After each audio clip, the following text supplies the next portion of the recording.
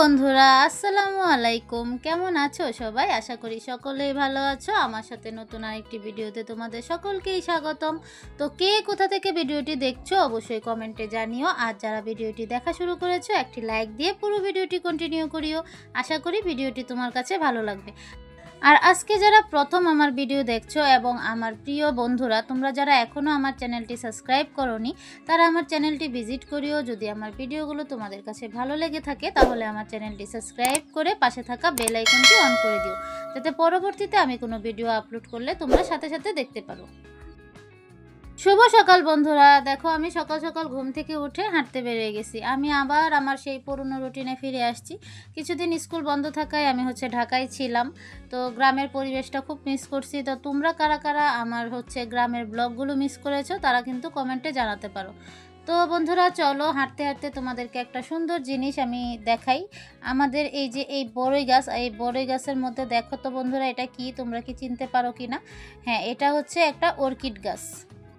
তো বন্ধুরা তোমরা এখানে এই অর্কিড গাছটা দেখে কি ভাবছো যে এত দামি একটা গাছ এভাবে অনাদরে অবহেলায় এখানে কেন পড়ে আছে? সত্যি বলতে বন্ধুরা আমাদের গ্রামে অনেক মানুষ জানেই না যে এটা অর্কিড গাছ। আর এটা কিন্তু এখানে কেউ লাগায় নাই, হয়তো কোনো মাধ্যমে, কোনো পাখির মাধ্যমে বা কোনোভাবে একটা শিকড় এখানে এসে পড়ছিল, সেখান থেকেই অনেক, এটা কিন্তু অনেক বছর পুরনো একটা অর্কিড গাছ এইখানে হয়েছে। আর এই যে দেখো বন্ধুরা কি সুন্দর ফুলগুলো ফুটে আছে, আমি তো দেখে চোখ জোড়ানোর মতো এই ফুলগুলা। তো বন্ধুরা অর্কিড গাছের তো অনেক ধরনের ভ্যারাইটি হয়, আর এটা ফক্সটেল অর্কিড গাছ।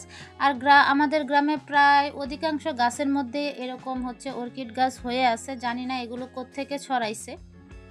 তো বন্ধুরা দেখো আমি তোমাদেরকে ভালো করে ফুলটা দেখানোর জন্য এখানে একটা ফুল ছিঁড়ে নিলাম। আমি ফুল ছিঁড়া তেমন একটা পছন্দ করি না, কিন্তু এই যে এই ফুলটা দিয়ে আমি খোপায় দিব, সেজন্য মূলত ফুলটা ছিঁড়া। এটা কিন্তু একদম সরাসরি খোপায় দেওয়া যায়, খুবই ভালো লাগে দেখতে। তো এই যে দেখো আমি যেখানে রেডি হই সেখানে এনে এটা রেখে দিছি যে খোপায় পরার জন্য। তো বন্ধুরা এই যে দেখো আমি কিন্তু হাঁটাহাঁটি করে এখন আমি পড়ার টেবিলে চলে আসলাম। এখন পড়তে বসবো, সামনে আমার পরীক্ষা। ইদানিং পড়াটা একটু কম হচ্ছে, বাট পড়া কিন্তু ছাড়ি নেই, পড়া কিন্তু কন্টিনিউ আছে। বন্ধুরা পড়া কমপ্লিট করার পরে এখন আমি এখানে নাস্তা খাবো। আর আজকে নাস্তাতে যেহেতু আকাশটা একটু মেঘলা মেঘলা বৃষ্টি বৃষ্টি ভাব, সেই জন্য এখানে আমার আন্টি খিচুড়ি রান্না করছে, আর খিচুড়ির সাথে ডিম ভাজা। তো বন্ধুরা আমার একটা অভ্যাস আছে, আমি যদি ডিমের টুকরা দেখি তাহলে দেখে দেখে বেছে বেছে বড় টুকরাটা নেই। এটা আমি ছোটবেলাও করতাম, আর বড় হয়ে এখনও অভ্যাসটা রয়ে গেছে। তো তোমাদের এরকম কার কার অভ্যাস এখনও রয়ে গেছে কমেন্টে কিন্তু জানাবা বন্ধুরা। তো বন্ধুরা আমি খাচ্ছিলাম, আর আমাদের বাড়ির যে বিড়ালটা আছে সেটা মিউ মিউ করতে করতে চলে আসছে খাওয়ার জন্য। তো তাকে আমি অল্প একটু খাবারই দিলাম, কারণ সেও আমার মতো বেশি খেতে পারে না। এই তো বন্ধুরা খাওয়া দাওয়া করে রেডি হয়ে তারপরে আমি স্কুলের উদ্দেশ্যে বের হয়ে গেছি। আর এখন দেখাবো তোমাদেরকে আরেকটা সুন্দর জিনিস। এগুলো কি ফুল তোমরা বলো তো? এগুলো হিজল ফুল। আর এই দেখো রাস্তাটা, প্রকৃতি আমার জন্য কি সুন্দর করে ফুলের রাস্তা তৈরি করে দিয়েছে। মাশাআল্লাহ মাশাআল্লাহ, আল্লাহর প্রকৃতি, আল্লাহর সৃষ্টি এত সুন্দর। বন্ধুরা এখনই কিন্তু যে আমি যে এখানে দাঁড়ায় আছি, বাতাসে কিন্তু ফুলগুলা এখনো ঝরে ঝরে পড়ছে। তো আমি এই মোমেন্টটা দেখে দাঁড়িয়ে কিছুক্ষণ দেখলাম যে আমি এখান থেকে যেতেই পারছিলাম না। আমি যত দেখছিলাম ততই আমার কাছে ভালো লাগতেছিল যে ফুলগুলা যে পড়তেছে, তোমরা কি দেখতে পাচ্ছ কিনা আমি জানি না, বুঝতে পারছো কিনা। আর ফুলগুলো আমি ধরে দেখলাম, এত নরম, আর এই ফুলগুলোর ঘ্রাণ কিন্তু খুব সুন্দর। তো বন্ধুরা আজকে এখানে একটা অন্যরকম পরিবেশ সৃষ্টি হয়ে গেছে। সেটা এই যে দেখো মৃদু মৃদু বাতাস বইতেছে, আর সেই বাতাসে গাছ থেকে ফুলগুলো ঝরে পড়তেছে। আর এই ফুলের যে সুঘ্রাণ, সেই সুঘ্রাণে চারপাশটা মোমো করতেছে।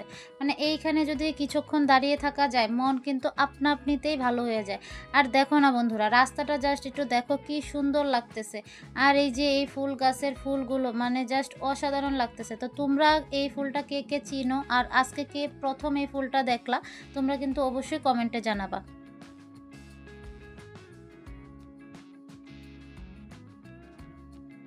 তো এই তো বন্ধুরা আমি হচ্ছে স্কুলে চলে আসছি। আসলে ওইখানে আরেকটু মুহূর্ত থাকার খুব ইচ্ছা ছিল, কিন্তু স্কুলে দেরি হয়ে যাইতেছিল বিদায় আমি হচ্ছে চলে আসছি। তো এই দেখো মানে বৃষ্টি পড়ছে তো রাত্রের বেলা, তারপরেও দেখো যে রাস্তাঘাট মোটামুটি শুকাইছে, তারপরে একটু কাদা কাদা হয়ে আছে আর বৃষ্টি আবার নামবে বলেও মনে হইতেছে। তো আর এই যে দেখো গতকালকে রাতের বৃষ্টিতে আমার স্কুলের অবস্থাটা জাস্ট একটু দেখো, এই দেখো আকাশ কিন্তু এখনও কালো হয়ে আছে, মানে বৃষ্টি কিন্তু আবারও নামবে। আর এই যে দেখো মানে মাঠে তারপরে হচ্ছে কি বলবো যে এত পরিমাণ কাদা হয়ে আছে। তো বন্ধুরা আমার স্কুলে হচ্ছে ঝালমুড়ি মামা আসে, তো এই মামার ঝালমুড়িটা খুব মজা হয়, সেজন্য আজকে ভাবলাম যেহেতু আমার হচ্ছে জ্বরের মুখ, তো একটু ঝালমুড়ি খাওয়া যাক ঝাল ঝাল। তো মামাকে বলছিলাম একটু ঝাল দিয়ে বানিয়ে দিতে, তো উনি বানিয়ে দিছে।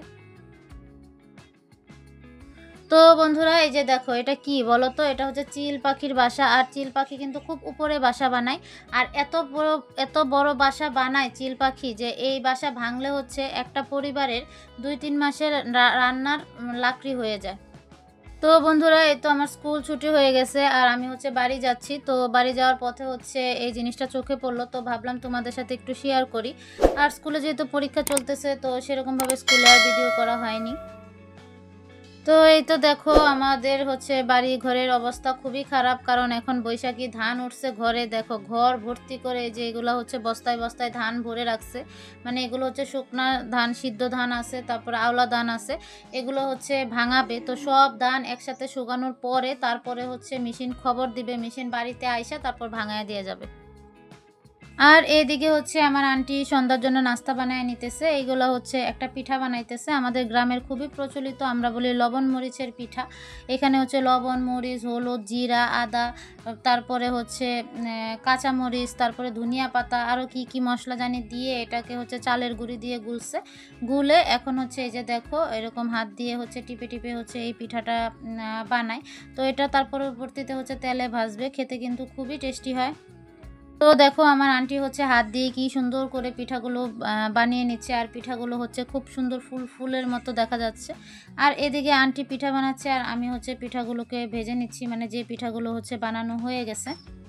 তারপর দেখো বন্ধুরা আমি কিন্তু একটা একটা করে সবগুলো পিঠা হচ্ছে এখানে ভেজে নিচ্ছি। আর ভাজার পরে মানে বেশি একটা কড়া করে ভাজি নেই, তাহলে শক্ত হয়ে যাবে। তারপরে এই যে দেখো এই যে একটু একটু নরম আছে, আর এই একটু শক্ত একটু নরম এরকম টাইপের হচ্ছে, এটা খেলে কিন্তু খুবই টেস্টি হয়।